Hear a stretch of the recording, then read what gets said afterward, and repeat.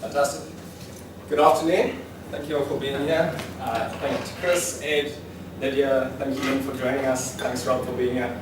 Thanks Soso for gracing us with your presence. And of course, thank you to Greg for being here, who was seriously the real MVP throughout this whole process. He was really fantastic. Most valuable player. Most valuable player. So the remaining stakeholders to introduce are ourselves, Team E5I. Myself, I'm Craig, and I was the team lead on this project. Katlego was the product owner. The lead planner was Marjita. The lead mobile developer was Tristan. The lead designer was Tony, and the lead web developer was Ron. So the problem we got from our sponsor was, how can we better handle maintenance issues on campus? So with a little bit of research, we found out that infrastructure and operations were the ones responsible for making sure maintenance issues on campus were dealt with. And we found out that they had a lack of awareness of issues, specifically on campus grounds. And they also lacked an effective means to manage, communicate, and visualize problems on campus. So currently there is an existing system. It's a web-based system that staff members have access to, and it's called Requisitions. Unfortunately, this implies that it ignores the student population completely. So this also implies that most faults that are reported are restricted to the departments where the lecturers reside, and issues on campus are less likely to be reported. So we will now take you through the process that we went in attempting to solve this problem. So our outline for this presentation is, first we'll take you through Sprint 0, which is the domain study and the business plan. We'll then take you through sprint by sprint overview, illustrating what was planned, what was achieved, what was tested, and a little bit of a retrospective. We will then take you through a final product demonstration, a campaign video, some future plans that we have, and then there'll be time for Q&A at the end.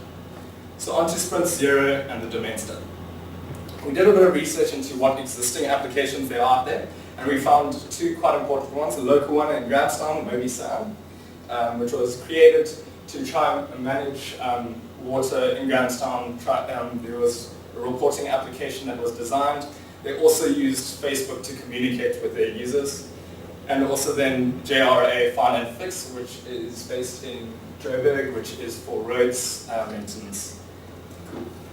We then looked at the types of users that we would have, and there are three unique or distinct users that we identified. Firstly, users who report issues, then users who need to visualize issues and potentially delegate responsibility, and thirdly, users who are responsible for ensuring that an issue is fixed.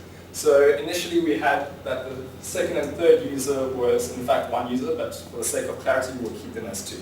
So examples of these users are, firstly, for the first one, anyone who's affiliated with Rhodes can report. Secondly, system administrator can visualize upper management and any upper management in the departments responsible for maintenance. And for the third user, this is someone who's responsible for actually closing out whatever issue got dealt with. So on to our initial proposed solution. We obtained from our sponsor this solution, and it consisted of two applications, a website and a mobile site. So the end user mobile application was mainly for reporting. So the user would be able to pick up his phone, write a description, include his location, maybe write a description about his location, put the fault under a category, take a picture of the fault, and it would be sent through to the website. Other important features that we wanted was a login and registration feature. Onto the administration web application. The main features is to be able to visualize reported issues on a map, filter by the categories, and then integrate with Requisitions, which is the current existing solution, and then also manage these solutions, be able to archive solutions and change the statuses of those issues. In the beginning we did a system metaphor matrix, and this was just to better understand our problem. So if you look on the left hand side, we have the attributes of our problem statement. So These are reporting issues across campus, many users, so there are more users than just the staff that we want to involve, managing the different reports, visualizing reports, which we weren't able to do beforehand, many types of issues, so the different departments involved in requisitions, requiring thorough details of the problem so someone doesn't just rock up with a massive toolbox, but he actually knows what to bring, and communicating again to requisitions. So we then thought about these problems and we came up with 4 distinct metaphors that would best solve this problem. So the first one that we have is maintenance issue reporting, and this is just, as an individual, I want something to get fixed, so I report it, and that sort of thing. So then community participation is the idea of a community working together and all involved in the same sort of project and having a common goal. Issue management is the idea of handling issues, getting it done, and that sort of thing.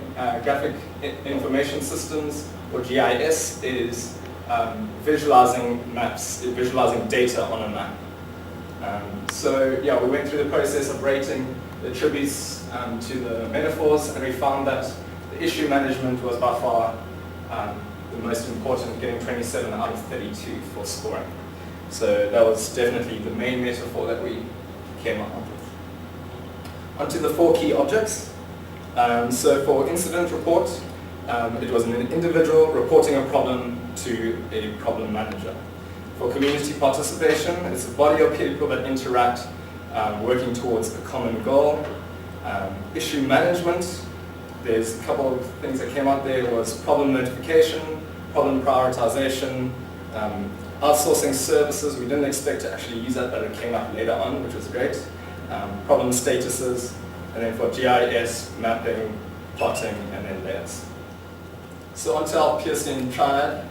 We started off with the main metaphor at the top, issue management, and just to include what we're about, mainly and foremostly maintenance. So now we move on to maintenance issue management. Now we wanted to include the reporting side of it. So reporting is part of the maintenance issue management that we'd like to do. The community is also reporting, so community reporting is part of maintenance issue management, and they're based on mobile and web platforms.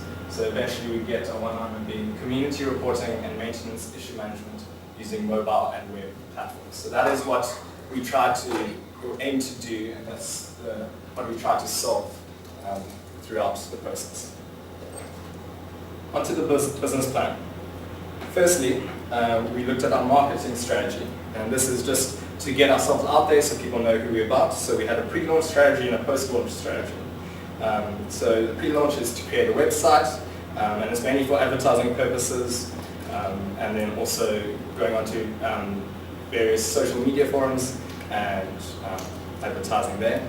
Our post-launch strategy would be to encourage users to rate and review our application just to get the word out there, and just sneaky marketing techniques on Google Play Store, like a catchy icon and that sort of thing.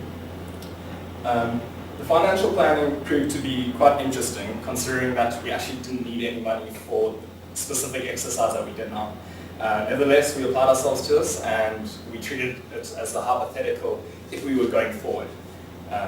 So we looked at our application and we considered, okay, this application, while it does add some value to the end user, it's mainly focused on the client, and that's where the value is reached. So that really affected the types of models we chose. So we couldn't choose a pay-as-you-download model because that affects the end user. So we instead chose revenue models such as crowdsourcing and a licensing model. So crowdsourcing, we used the website Indiegogo, and this is just trying to get the crowd to buy into the idea and then support our initiative. And then the licensing model is, once an MVP has been created, we could then charge a fee to a user who could then use our app, and we would maintain it. So we estimated to raise about 100,000 Rand from the crowdsourcing, and we estimated that we'd charge 200,000 Rand a year for a licensing agreement. The next thing that we should consider in the business plan is, of course, our costs. So these are the various costs we would face: payroll, marketing and promotion, rent, and infrastructure. So the payroll at 80 Rand per hour for each one of my team, it would come to 96,000 Rand for us to produce the product. For marketing, a total amount of 1,200, quite a humble figure necessary for marketing. Our rent, considering we're in the Hamilton building, we just call this free. Likewise, with our internet, we call that free. So thanks to the ICE department. Finally, we did a profit and loss projection, and as you can see, in the first year, we already having a bit of a profit, and by year 2, we would have had Rhodes on board, and hopefully by year 3, we would have 2 more universities or other organizations interested in the product on board, and that would be bringing on some income. Sure, on 2 months.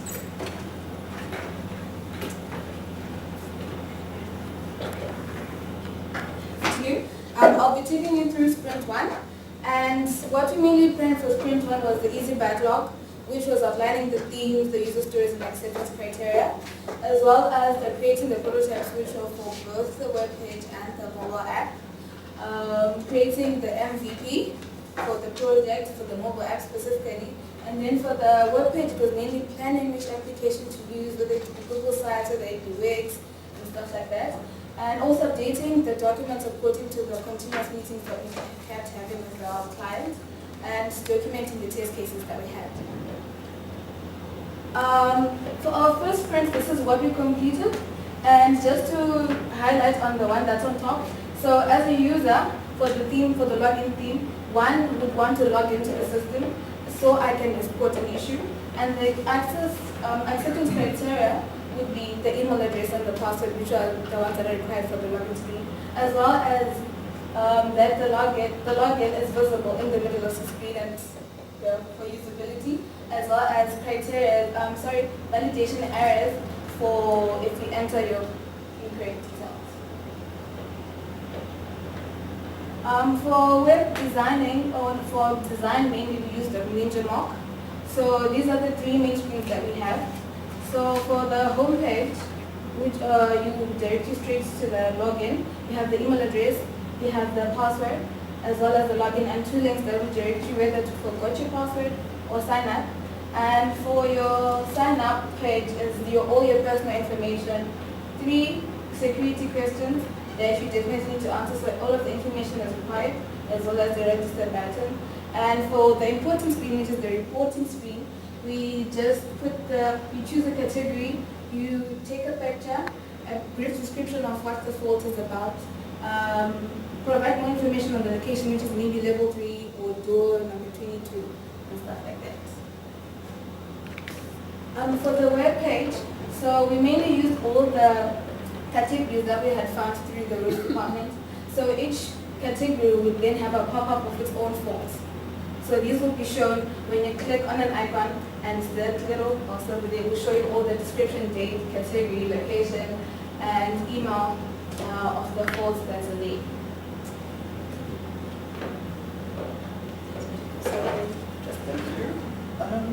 So for the mobile development side of things, we decided that we were going to use MIT's App Inventor 2. It's quite a new tool. We can see that it worked well for our needs though, and then we were going to use Google Fusion Tables to interface that. As the university uses a lot of Google stuff, we had the licensing available to us, and it did pretty much what we needed to do. We wanted to design an app for community fault reporting. The goal would be to create an app that would promote community reporting of maintenance issue management using a mobile platform. So in our case that was Android, and we would be reporting to a single location, so that would be the web administrator. In Sprint 1, we wanted to lay the foundations, do the basics, make sure that the basics worked properly. So we set up the storage, that was in Google Fusion Tables. We interfaced our application with said Fusion Tables so that we could store all of the fault information. We set it up so that the user could log in and register in order to report a fault. And then when reporting a fault, the user must be able to report a category description, location description, GPS coordinates, and the date on which the fault was reported. So that was in the MVP. As far as week 1 goes, it went very well. We had a few bugs. MIT App Inventor worked well. It's a nice tool to use. and it leveled the playing field. So we were happy with that. I'll hand over to Rhodes. So when it comes to the testing, we did functional testing first. And this was just mainly to capture and make sure that our project was working properly. And we put ourselves as end users to try and see if the app is functioning according to what the user requirements were. We used the main study documents and the requirements as well to compile these test cases. And in terms of sprint 1, we didn't really test anything because the main MVP wasn't really finished yet. Here is just what we had compiled at this point.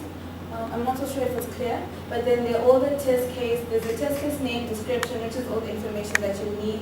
The input, which, well, if I use the first one, select a mobile app, enter name, and trying to test if all these things will work, as well as the expected results and actual, which will then be what the system actually comes back to you as. Test status is mainly for the color possession there, so everything was still in progress there. So then with each testing, you see if you're querying something, you're putting if there's an error, document the tracking number, as well as comment or say who has tested it. Generally now for the end of the whole of sprint 1, our retrospective was a bit, well, our problem was mainly poor communication. And this was mainly because of when we gave it to the roles, people then felt like I'm supposed to do the specific thing, I'm supposed to do the specific thing, and there was no unity. So what we did was we sat down with each other and ironed it out, and then realized that with better communication, we began to relate better, and through a good team dynamics, it led to a way better productive group. And also we realized that roles are just there just for accountability, not for anything else. I'll hand over to Kat to see this.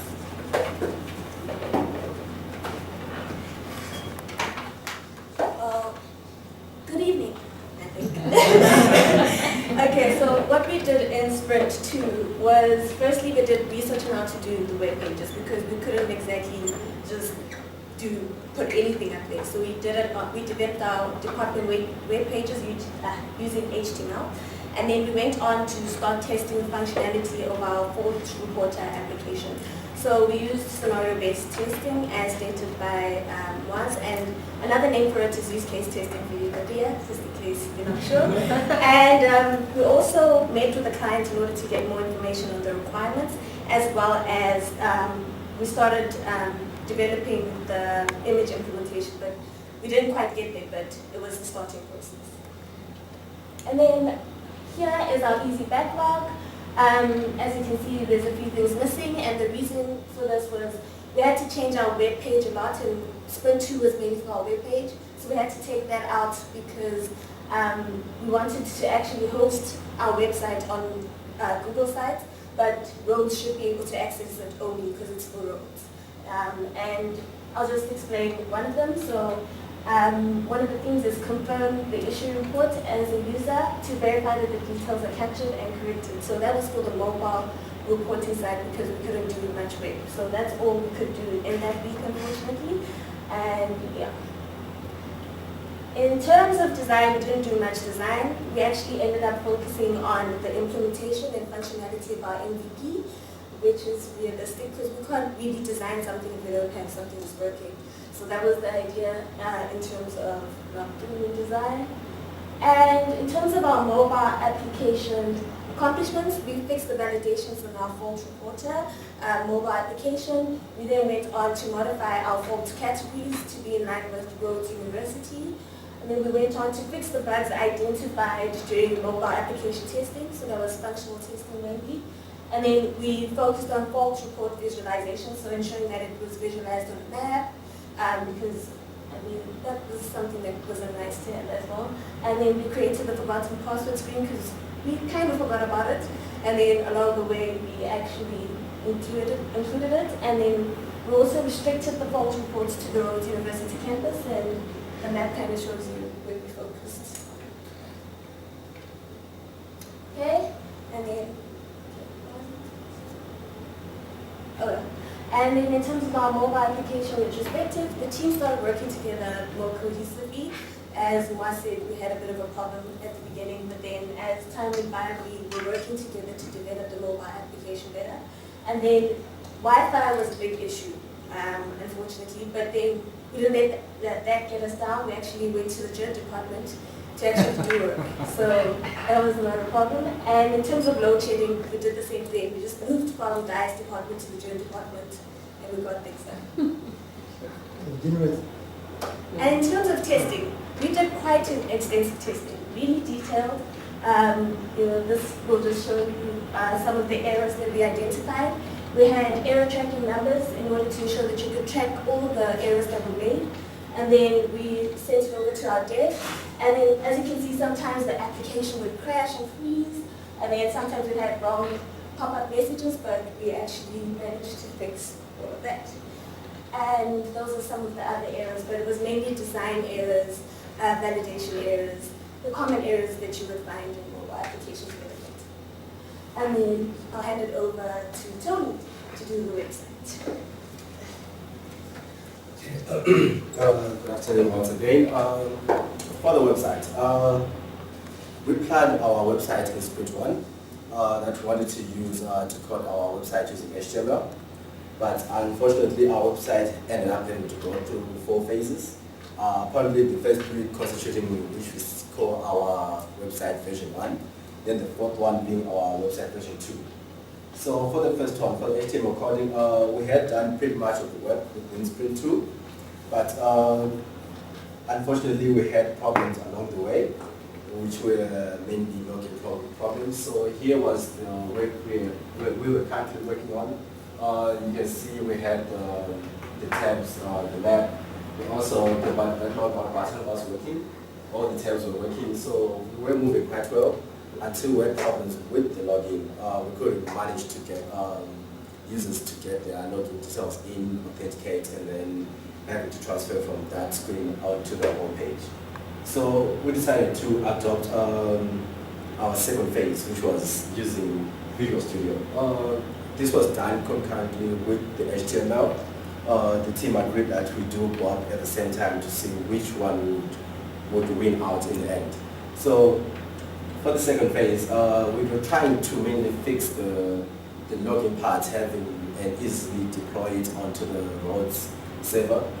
But unfortunately, since we were not experts in web development or actually learning along the way, we couldn't actually get this to work. So we went again to another phase, which was our third phase, where we managed to get the website up and running. Then we deployed it on the Wix.com, and this was a fully functional website. The look was nice, and then the team decided to show the clients how the website looked.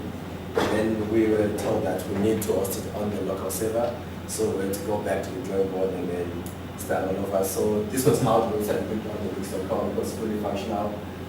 These are the tabs, they were all working. And then what was left was for the charts on the right-hand side. So after that, we then adopted the Google Sites platform, whereby our client and the team all agreed that we're gonna move from the HTML side, the Visual Studio, the Wix.com, onto the Google Sites. And this is what we call our website version 2. And this was one that we currently used for our website, as it's going to be demonstrated later on in the presentation. So coming on to the web testing, this mainly focused on the HTML side and the Visual Studio side, and also the Wix.com, whereby we managed to get most of the things running, but for the login parts, which mainly focused on the HTML and the Visual Studio, as you can see, there is the test status is a grayed out space, whereby we couldn't know whether to call it an error, a query, because we couldn't say we made an error on our part as a group as we were doing the website, so we just wanted to grade out and then research further. So for the sprint ratio perspective for the websites, the main challenges for sprint 2 was hosting the website on the Rhodes server, and then we found out that we couldn't easily do that, so that's why we ended up moving from hosting it on the Rhodes server to hosting it on the Google sites. I'll call upon just to screen now. Thanks, Tony. So Sprint 3 was where we got a lot of, especially the web development done. The aim for this would be, as we said, take version 2 of the website of things, the Google site, get that going, make sure that that's working, design it, make it look good, and then get the authentication working with the Rhodes ICT domain, because they're moving across to the Google platform with the ICT domain. Once we've got that going, we thought we'd work on mobile apps, making sure that the retrieve password works properly, get the security questions integrated nicely. And then once we've done that, we realized that we had to transfer all of our storage across onto a storage site provided by the university. We had greater performance, more storage available, which is always nice. And then once we've done that, we were able to do all of the testing and documentation that is very, very important for that. This is all shown in our easy backlog. Don't know if you can see it, sorry, it's quite small in here. For this sprint, we had quite a few things that we were going to do. I'll just take you through one of them. That was the login for the web administrator onto one of the websites, so they'd be able to log in with their given username and password. The app should not remember these credentials. We thought that would be a security issue that we would like to handle this way. And if you enter an incorrect credential, it will give you an error message. So that allows the administrator to manage the issues that have been reported. As far as the mobile development goes, we've been suffering with a lack of photo uploading. So it was nice to upload a description of the fault, but it would be great to have an image of that fault. So we decided to use Twitter for that, which worked very well. It took a while to get our head around that, but it came out nicely. We were then focusing on bug fixes, do all of those little things. And then we decided to introduce a second application called Fault Manager. This app is used by, as you'll see in our demonstration, people on the ground who are repairing these faults. And it makes it very easy for contractors to say, this fault has been repaired, updated, it's pending, we're ordering parts. And that's an easy way of providing feedback to administrators and to the people who are going to be using these apps. And then after that, we just did some small user interface tweaks and changes. That is our Fault Manager app logo. It's based on the exact same foundation as the Fault Reporter app, as you'll see later. And then testing that we did once we had done all of this, we focused on regression testing. All of our test cases have been sort of confirmed by Sprint 3. So we're just going back, checking all the things, finding the little bugs that we had to fix. There were one or two small bugs that we found, namely a bug in the password retrieval screen. It's quite annoying to have the word error messages appearing when they should be. And then also when you navigate away from the screen, it should clear all the information on the previous screen. It wasn't doing that, so we did that. I'm now going to hand over to Ron for the website of things. Good afternoon. Taking from where my colleague left, I'm going to walk you through the process that we went through for developing our web. So we were creating two websites, the team website, which we would use as the advertising platform, and the actual website that will work hand in hand as a viewing portal for all the reported faults from our fault reporter app. So in terms of the tools that we used the wix.com to create our team website because it's free and it's simple to use. But in terms of our infrastructure fault manager website, we had to create that one on the Google site so that we could host it on the client's domain without having to set up virtual servers that would need maintenance and managing.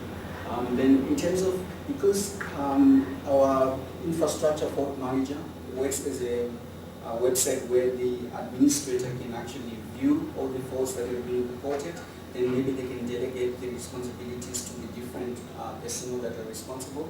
We wanted to make sure that the administrator is able to visualize the actual faults on a map. So one of the things that we managed to do was to pull maps from the Fusion tables onto our website and also to embed the images of those faults into the website so that you could actually click on the fault, then you can easily see its location and the actual fault. Then in terms of design, we started working on our design as well to maintain some kind of consistency in the design language between the apps and the website. So because we did testing throughout, this was always a fundamental part of our development.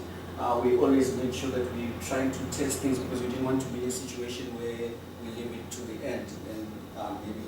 So we tested a number of things to see if it's taking great logging details, it's handling the error as well, but that has been spoken to already.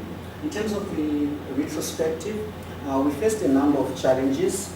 The first challenge that we faced was that the web page was not progressing as we had planned because we were making a number of changes, but that was actually an advantage because it led us to learn different tools. We started trying to do reinventing the wheel by using HTML, then we moved to Visual Studio, then we moved to Google Sites. So it was actually a very good learning experience from our side. Then Google Sites was a bit inflexible in terms of what you could do, but this was also an advantage because it helped to maintain scope, because there was always a tendency for the scope to creep.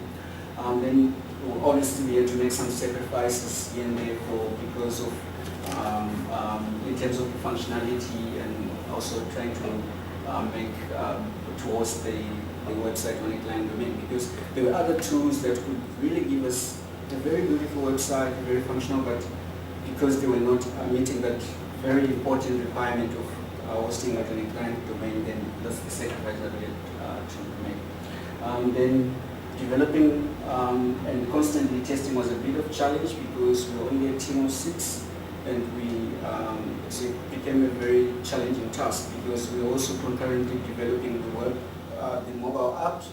So it was a bit a challenge there, but we managed to sail through. Then in terms of a few lessons that we learned that managing scope is very vital because that really controls, you can see where you're going, and yes. And testing throughout the project helps to ensure that at the end of each sprint you have a working product. So we didn't wait to say, okay, we'll only test on Friday. We're testing as we're making, so it means at the end of each week we will have a working product. And this was also a liaison with the client. We were very fortunate because our client was an internal client, so we would see our client on a daily basis. So liaison with the client was a vital part of solving the problems during the project. So it also meant that we always on the same page with the client. Then tasks are easily accomplished when there is team cohesion and clear responsibilities. So these are some of the lessons that we learned from the sprint field. So I'm going to give it to my colleague who is going to take you to sprint 4. Hello once again. For us, sprint 4 was a bit slow because of the whole fees must fall strike. So therefore, access to the labs was, actually there was no access to the labs. So we decided to work from home and communicate from there. So it made our sprint 4 a bit longer than it was meant to be. It was supposed to be just a normal week, but it came into this week.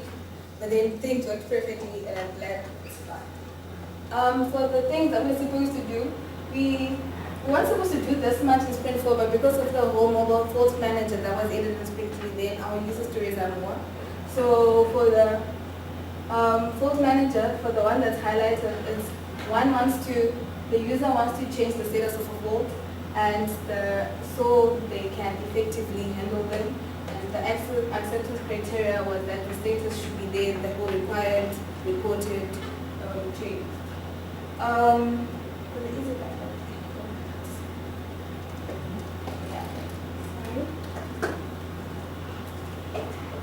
yeah, just in case you.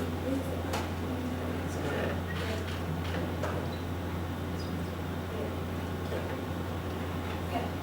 So for our stats, for the burn down chat, so we're just below 250 for just the total points that we're supposed to accomplish. So from sprint 1, things were very good, a lot of points, but then things were a bit slow in sprint 2, therefore there are not much points that are really used. And then from sprint 3 onwards, there was a nice burn down of the points that we were supposed to do. And then for our burn up, this is the maximum that we were supposed to do for each sprint. So for sprint 1, we kept on increasing slowly. And then as you can also see in sprint 2, there is quite a hiccup over there. But then we all progressed to completing our points nicely. For our velocity bar graph, it was a nice climb, well, until sprint 2, as people have mentioned that. So because we deleted some of the user stories as they were not aligning to our system anymore, and most of them were HTML and everything based. So we ended up deleting them, pushing forward to the other sprints, hence the work seems to be increasing over time. Thank you.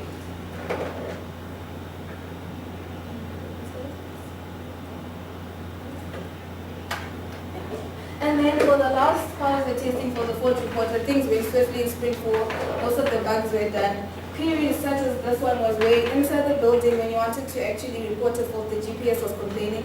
So you had to kind of go outside, report a fault, then come back in to test the system. And then for the fault manager, things went quite okay since we already learned from our mistakes from the fault reporter. But then things like for usability, the error messages were a bit too complicated for a person to understand. So we create that as well. And to also create when you're signing up, is it really important for someone if they forget that their grandmother's name is Mary and they don't put the capital letter? Is it important? Is it case sensitive? And stuff like that. And I'll hand over for the non-functional testing to Kat. Okay, so in terms of non-functional testing, we kind of thought of testing things that are not related to the system. So, well, it is related, but in a different way. So installation, uninstalling it, performance, such as the user interface responsiveness, transaction completion type, the usability aspects, whether it can handle, so for example, if you had to accept a call, would it still go back to the app and not crash the app? Things like that. And the only main ones that really popped up was the Wi-Fi seemed to be a problem. So if the Wi-Fi didn't work, the app didn't work. And then another aspect was low battery. Unfortunately, our app takes up quite a bit of, battery consumption. In terms of battery consumption, it takes quite a bit of the battery, but then fortunately we're going to improve it with version 2. So that shouldn't be a problem. And then with the low battery, the application is running and the battery is low and a proper message does appear. And that's pretty much it. And now we'll do a demonstration of our products, the fun part.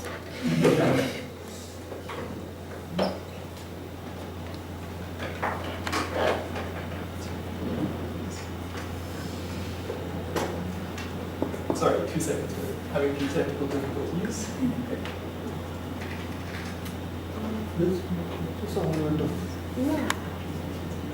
It won't be a proper demo of that for it's just a little bit different. At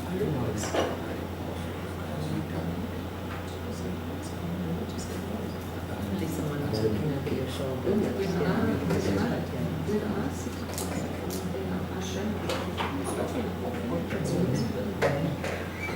Okay, so what we're going to start with is sign up for the fault reporter. So we select the fault reporter link, and then as you can see we have the first name, the last name, all the details that we need. We don't need any more than that, so for data security reasons. And then what you do is you just put in your first name, so that could be Jade, and then last name, Larry, and then your email address, it could be, let's just say Jade Larry. At gmail.com.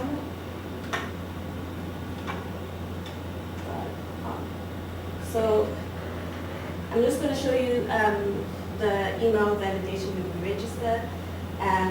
Password could be love, hoping that you'll love our app. And then we select a question. So what is your grandmother's name? Mine will be Mazvita. You want change grandmother. And then your favorite food could be pizza. Spot on.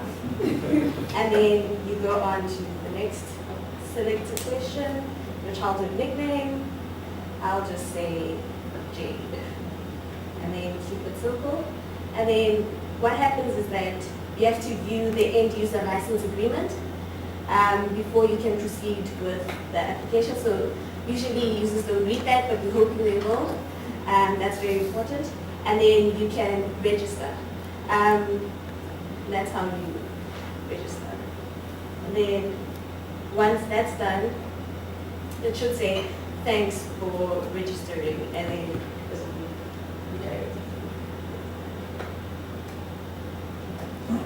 it takes us long, how do you report that fault?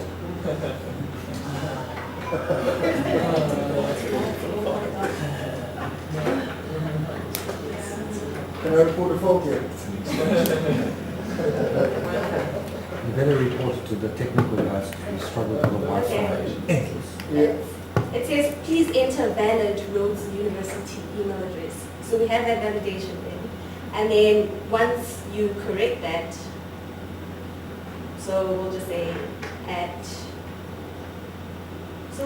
Jade is a lecturer at ru.ac.za. And then you can register. And then that's probably why I'm mistaken long. That's all. Maybe not. Maybe not.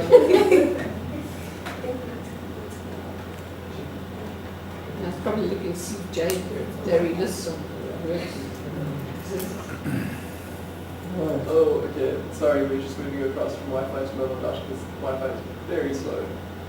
So hopefully you should register correctly now. There you go. It's already in use. That's one of the other validations. And then, so we'll just leave that out. And then we've already registered Jane there. That was just to show you. Yeah. And then once you've registered, we'll just use another user.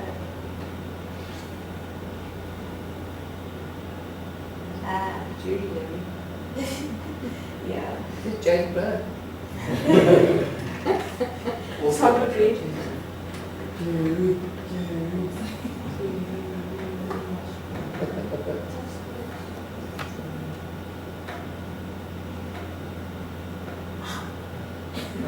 Jamie's not loving me today. So the password is on you. My phone's got so clever. It's weird to me when I'm not even thinking of. I think it's Takes back to the business. Why don't you just log in? Just log in now, you're registered. Sorry. So we'll just show you the forgot password screen. So we'll just put in my credentials and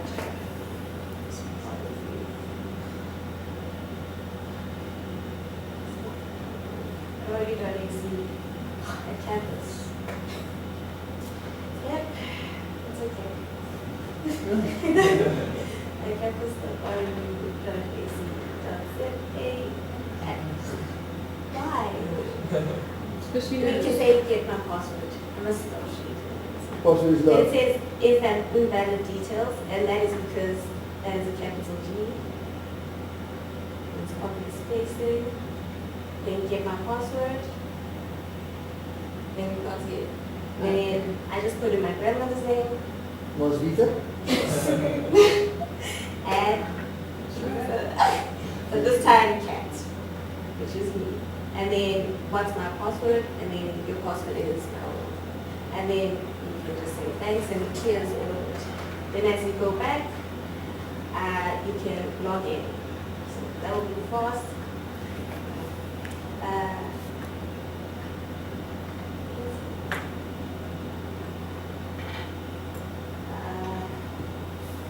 Campus? World?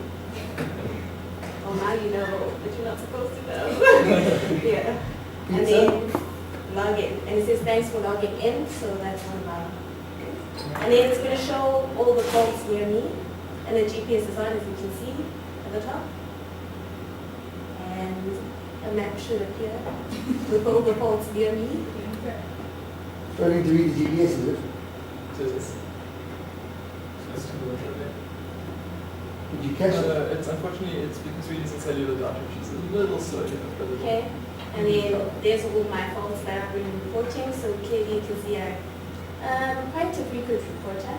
And then what you can do is you can press one of them on the actual mobile app, and you can see the description, date, category, location, and the status. As you can see, it's been repaired, so that's why it's green.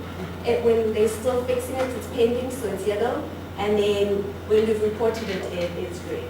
So that's how you view it. And then report a fault. I am going to report a fault now. As you can see, there's a broken light bulb in there.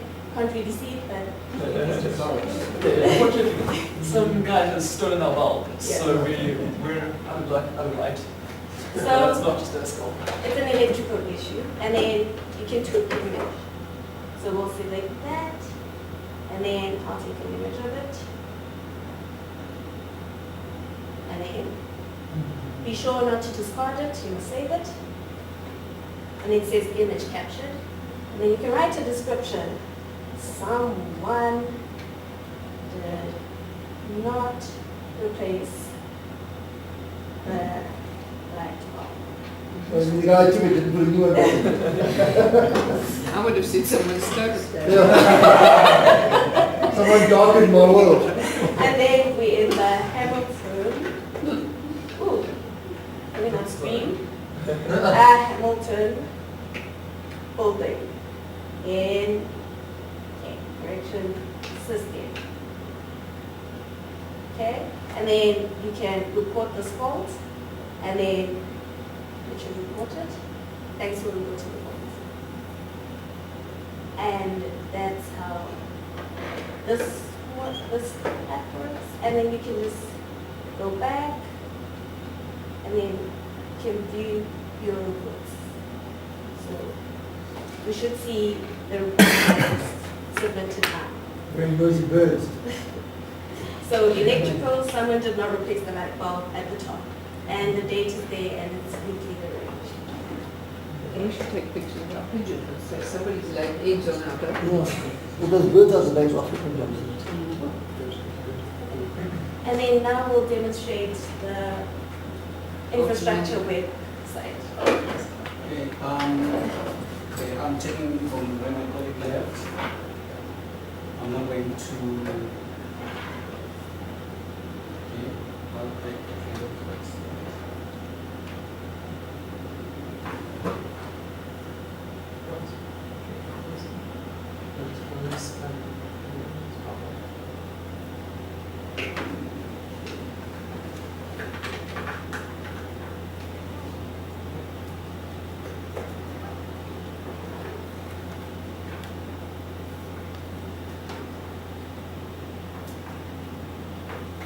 Okay, so this is the system administrator website.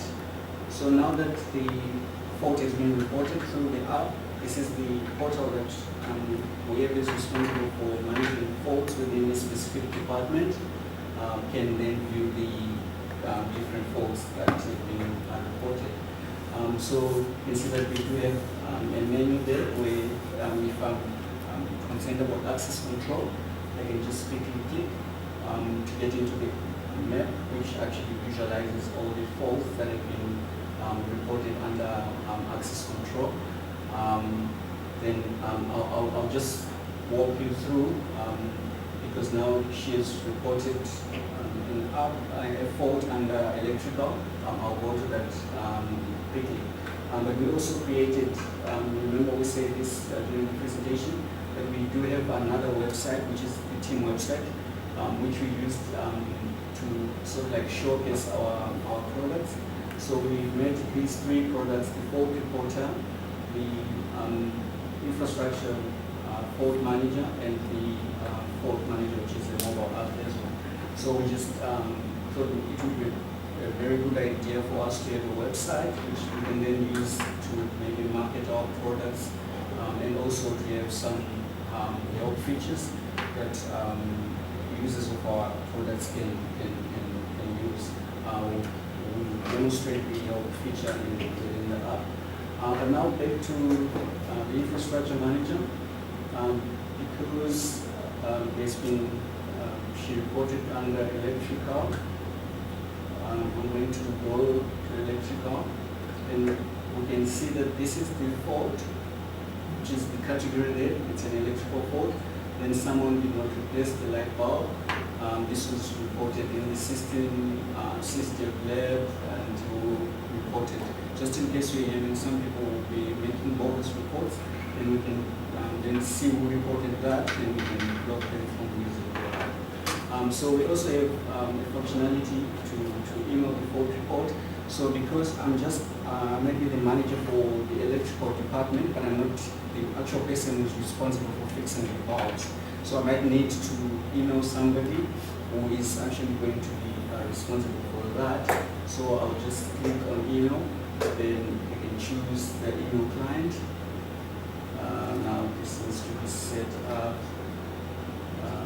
which I want to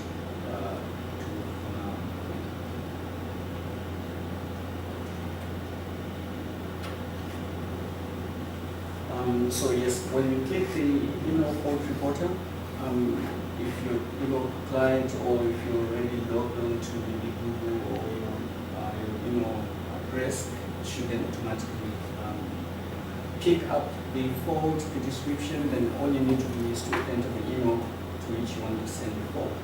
Then you can also visualize the image of the particular fault, because we implemented Twitter to handle our images, and it will directly take you there so that you can see the image for that particular fault. So now that I've seen that there's a missing light bulb, I'm going to call Bob the builder, who is going to replace that light bulb for us. So I'll be Bob the builder's supervisor. I will be the one who uses the fault manager app. Now I will come along. The sign-in screen is the exact same as the fault reporter. They're based on the same foundations, except there is one, you register to a particular department. Now these are the departments within grounds and gardens, so they will be able to Within the Estates division. within stage, sorry, and requisitions. Sorry, thanks Rob. So once you've registered, the forgotten password is the exact same process. You enter your email address, you answer your 3 security questions, and it tells you what your password is. I will log in as myself, as before I created my account. I will then log in, and once I log in, I will be able to see all of the faults that have been reported to my department.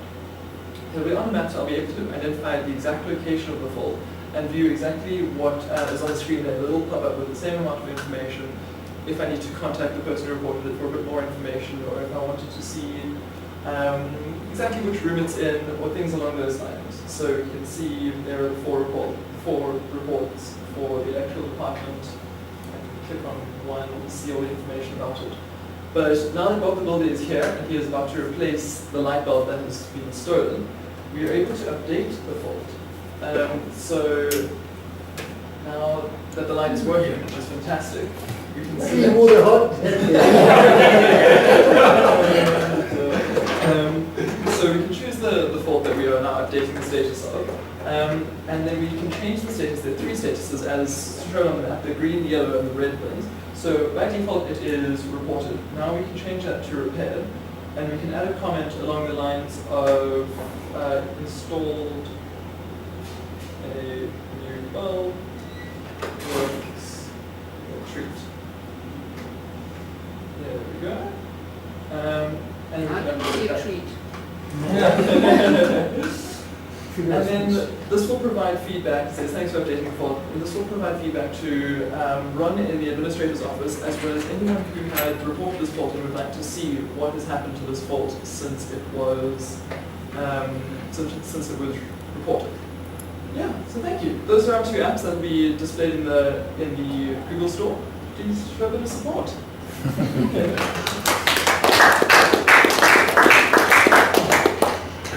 Thank you very much.